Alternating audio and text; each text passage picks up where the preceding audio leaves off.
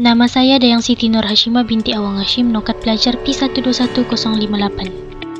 Di Malaysia, amalan tuntutan berkenaan nafkah apabila berlakunya perceraian adalah tertakluk kepada enakmen Undang-Undang Keluarga Islam negeri masing-masing. Oleh itu, kami akan membahaskan berkenaan nafkah iddah dengan lebih terperinci dari segi hukum syarak dan perundangan Islam di Selangor serta amalannya di Mahkamah Syariah Selangor. Iddah pula dari sudut bahasa berasal dari perkataan adat yang bermaksud pengiraan, hitungan dan bilangan. Dari sudut istilah, pertama, suatu tempoh tertentu bagi menghabiskan apa yang tersisa daripada kesan perkahwinan. Kedua, suatu tempoh menunggu bagi wanita supaya dapat mengetahui kosongnya rahim daripada janin.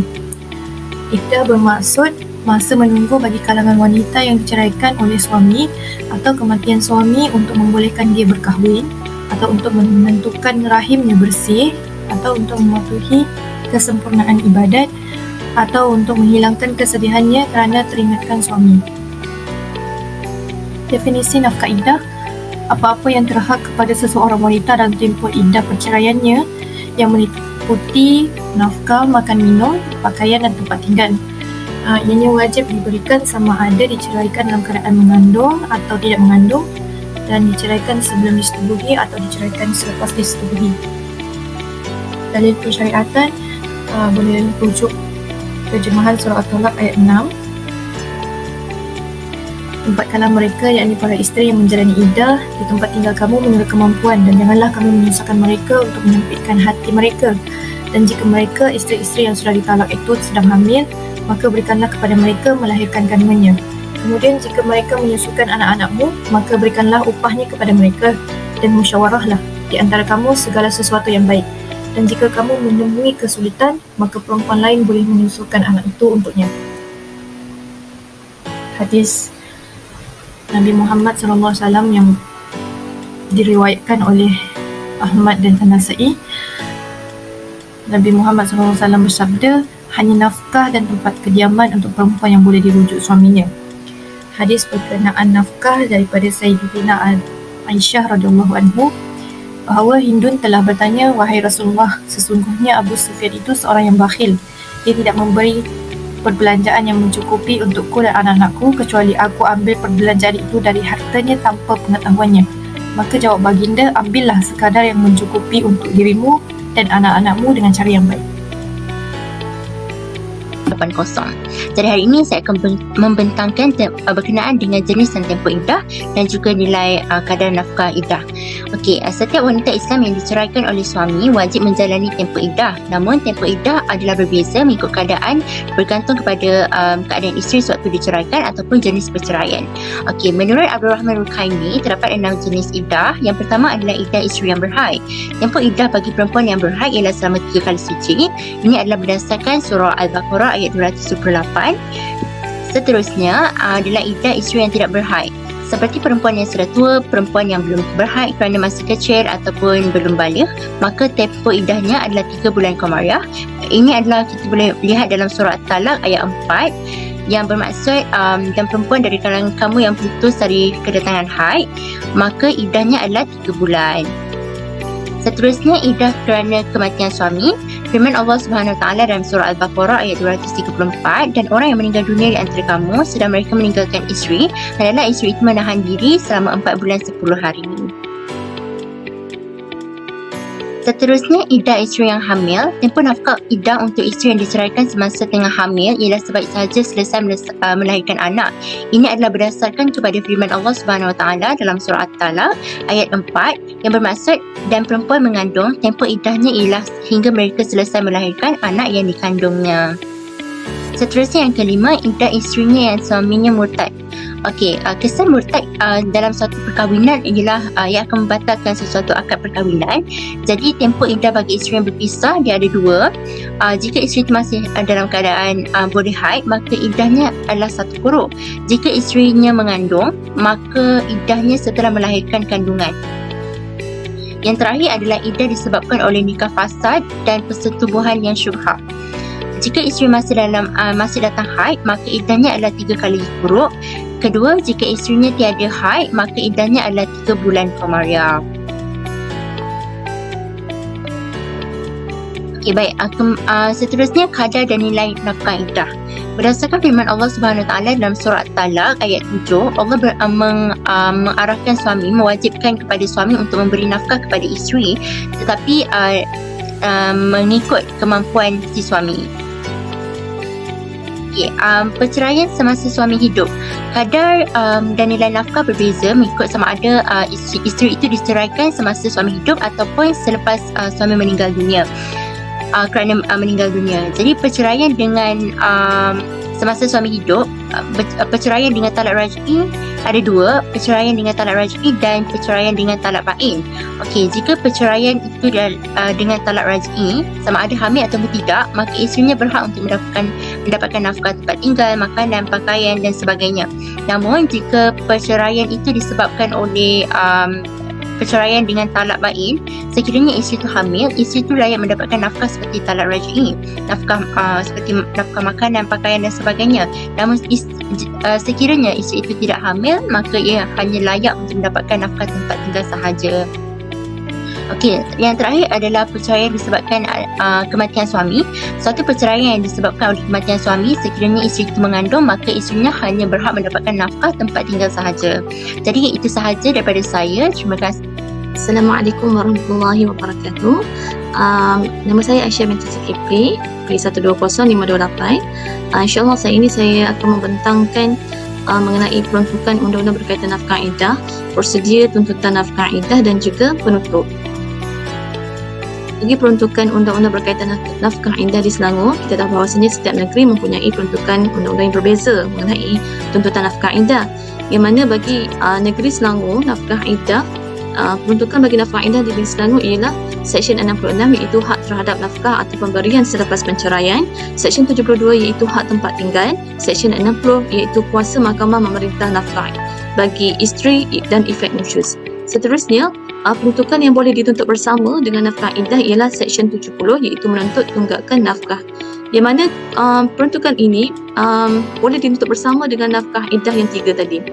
Seterusnya kita tengok kepada peruntukan seksyen-seksyen lain, iaitu Seksyen 67 kuasa mahkamah untuk mengubah perintah nafkah, Seksyen 68 kuasa mahkamah untuk mengubah perjanjian nafkah, Seksyen 69 nafkah yang kena dibayar di bawah perintah mahkamah tidak boleh dipindah hak miliknya, dan Seksyen 71 nafkah sementara. Seksyen-seksyen ini merupakan seksyen yang boleh diubah mengikut perintah nafkah oleh mahkamah. Seterusnya kita tengok kepada prosedur tuntutan nafkah iddah.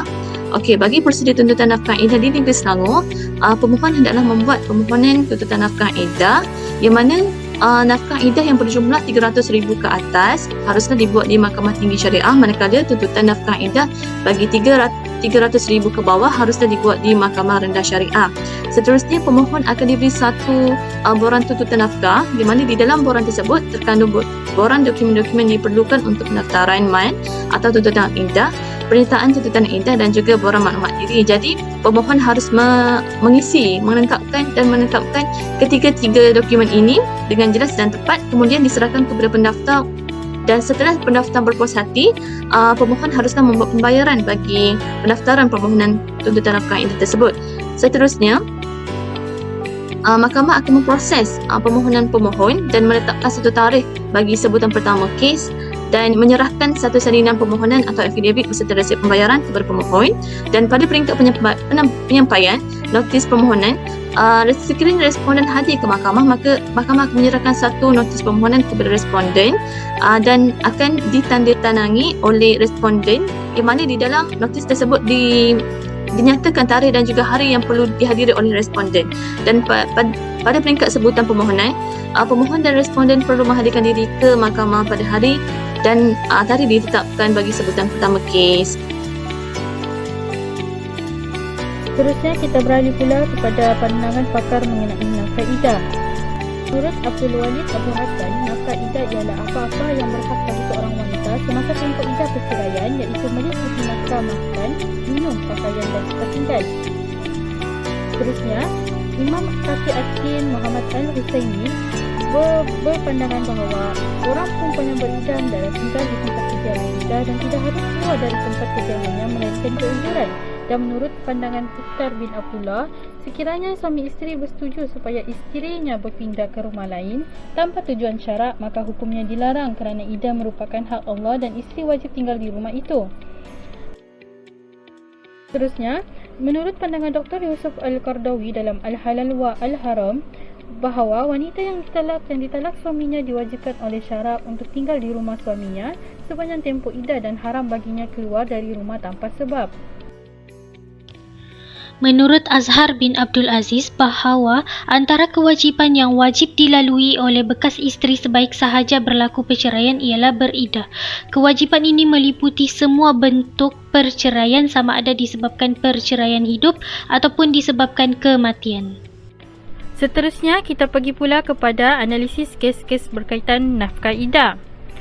Dalam kes Suryana binti Muhammad Kasim lawan Muhammad Syukri bin Husin, di mana kes ini merupakan kes rayuan terhadap keputusan yang diputuskan oleh Tuan Hakim Mahkamah Rendah Syariah Petaling Jaya pada 27 Oktober 2014, di mana Hakim bicara telah memutuskan bahawa rayuan perayu adalah ditolak dan mengekalkan perintah Hakim Mahkamah Rendah Syariah Petaling Jaya, di mana dapati bahawa tiada sebarang fakta atau keterangan berkaitan keperluan ataupun perbelanjaan perayu semasa tempoh iddahnya, dan perayu juga telah gagal membuktikan kemampuan responden di dalam memenuhi kemahuannya yang meminta nafkah iddah sebanyak RM60,000 sepanjang tempoh iddahnya. Seterusnya, dalam kes Ida Hidayati binti Taufik lawan Ahmad Syukri bin Kasim, di mana plaintiff telah bernikah dengan defendant dan telah bercerai pada tahun 1998 di Mahkamah Rendah Syariah Daerah Petaling Jaya Selangor, di mana pihak plaintiff telah menuntut nafkah iddah sebanyak RM6,317.40 selama tempoh iddah iaitu 100 hari. Dan mahkamah telah meneliti fakta tuntutan nafkah iddah. Mahkamah telah mendapati tuntutan terhadap makan dan minum berjumlah RM1,701 adalah munasabah dan wajar dipertimbangkan.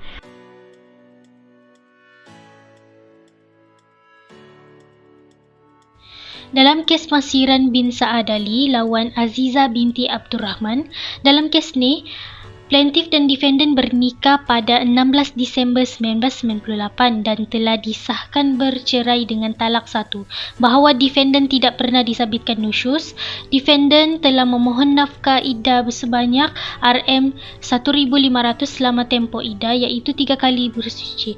Oleh itu, Mahkamah memutuskan agar plaintiff membayar RM1,000 berdasarkan Seksyen 59 dalam kurungan 1 Enakmen Undang-Undang Keluarga Islam Negeri Selangor 1983. Rokia lawan Muhammad Idris. Dalam kes ini, plaintiff dan defendant bernikah pada 6 Mac 1948 dan telah bercerai pada 11 Jun 1983. Plaintiff menuntut nafkah iddah dan plaintiff tidak pernah disabitkan nusyus. Plaintiff telah memohon nafkah iddah sebanyak RM200 sebulan sepanjang tempoh iddah iaitu 3 kali bersuci. Oleh itu, mahkamah meneliti segala keterangan dan mahkamah memutuskan agar defendant membayar nafkah iddah tertunggak kepada plaintiff sebanyak RM530.